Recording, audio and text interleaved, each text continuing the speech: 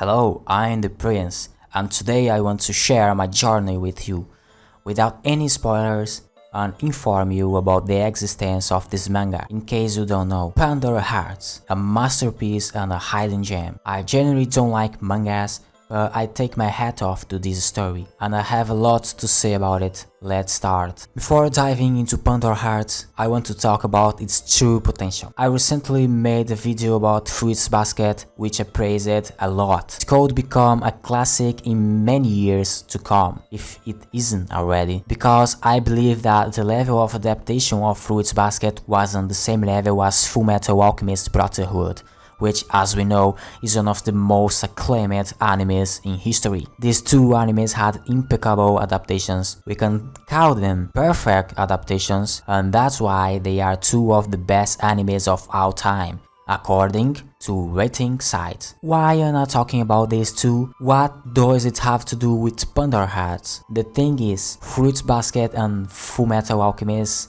Brotherhood are reboots, remakes. Imagine if Pandora Hearts, a spectacular and high-praised story, got a remake. I say this at least once a year to everyone I know, because the day this gets a remake and adapts everything, the full story, you can be sure it will be one of the best animes in history. So let's go.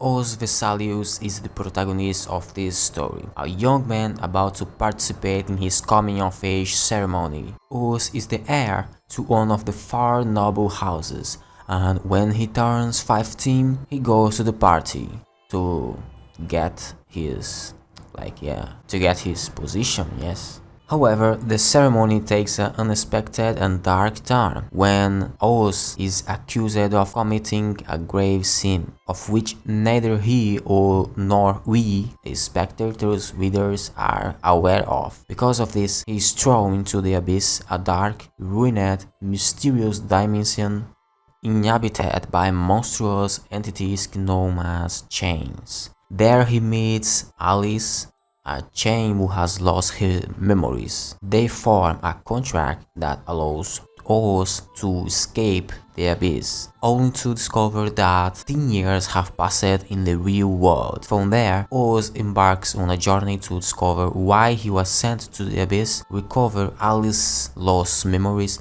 and help the Pandora organization, which investigates the mysteries of the abyss and the four great noble houses. Pandora Hearts is full of symbolism and literally references. Some call this story the Japanese Alice in Wonderland, as it explores themes of madness, identity, and alternate realities. The narrative explores the idea of multiple truth and the search of absolute truth, reflected in the characters' confusion about their own identities and stories. I would even say that the book Alice in the Wonderland is certainly a work of art, and I have literally never read it in my entire life. But let me explain. It's simply because of how important this book was in the history of fiction. There are thousands on thousands of stories inspired by and referencing this book, and they are all incredible stories. Thank you, Lewis Carroll. Thank you for creating this book. Back to Pandora Hearts. Since Oz was a child, he has been familiar with tales about the abyss and creatures called chains, who have the ability to manipulate time and grant wishes. Right at the beginning of the story, we are introduced to a legendary hero from 100 years ago,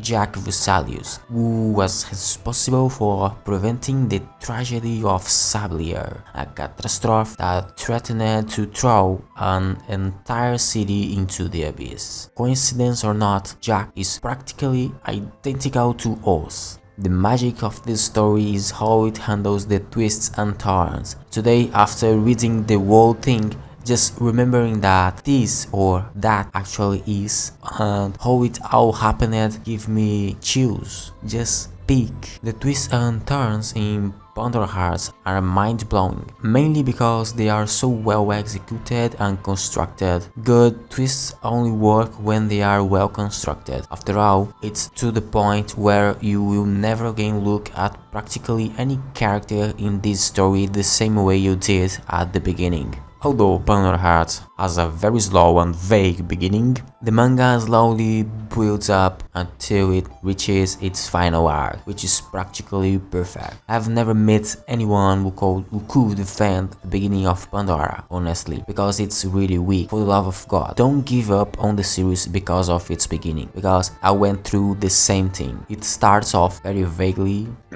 with many characters and their motivations being unknown. This would make anyone lose interest until the series starts to show what it was worth, and it slowly gets there. In the final stretch, we finally get to the big revelations. Final chapters of Pandora Hearts, the final arc is absolutely cinema. It's one of the best final arcs I have ever seen in my life, and it would not be an exaggeration to say that it was able to save the series and put it on such a high level of acclaim. What the author did was magic. I thought Pandora Hearts manga was weak, but that was until the final arc, and I get on my knees every time I see the name Pandora Hearts. I don't even have words to explain to you how much the work went from 1 to 100, you just have to read it to understand. It's more or less at this point that the author came out of a machine that increased IQ by 250 and shows us that in fact the beginning of the story of Pandora Hearts was the half.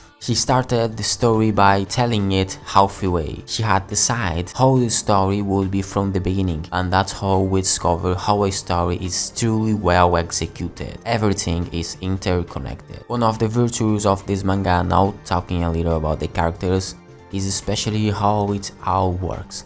In this story, good and evil are not very well defined. It's something blurred. Each character has their own reason for fighting and they are all logical. There is no right or wrong, and they are not mere justifications, because in this manga everything has a underneath. All the main characters go through some development and have solid personalities. They all have something interesting happening and has a great setting. If you want to find out what they are, then just read it. And we have to talk about one of the other features, which is the art, especially towards the end. One of the most identifiable aspects that makes Pandora Hearts stand out is the art. At first, the art is nothing special, but as the manga progresses, the art evolves and gains a distinct style, until it becomes extremely detailed and beautiful.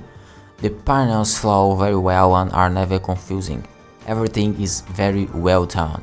There comes a point where reading is no longer boring or tiring, and the colored pages of the final volumes are a masterpiece. In conclusion, although its beginning is boring and vague, the reader's patience is eventually rewarded with the series improving a lot. This was the work of Jun Mochizuki. It started in 2006 and finished in 2015.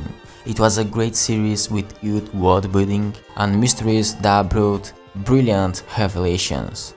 The theme and setting inspired by Victorian England from the 19th century to the early 20th century is something I really like. These stories involve religion, insanity, loss, betrayal, fate, destiny, suspense, darkness, light, good, evil, all kinds of other good things, as well as love and regret.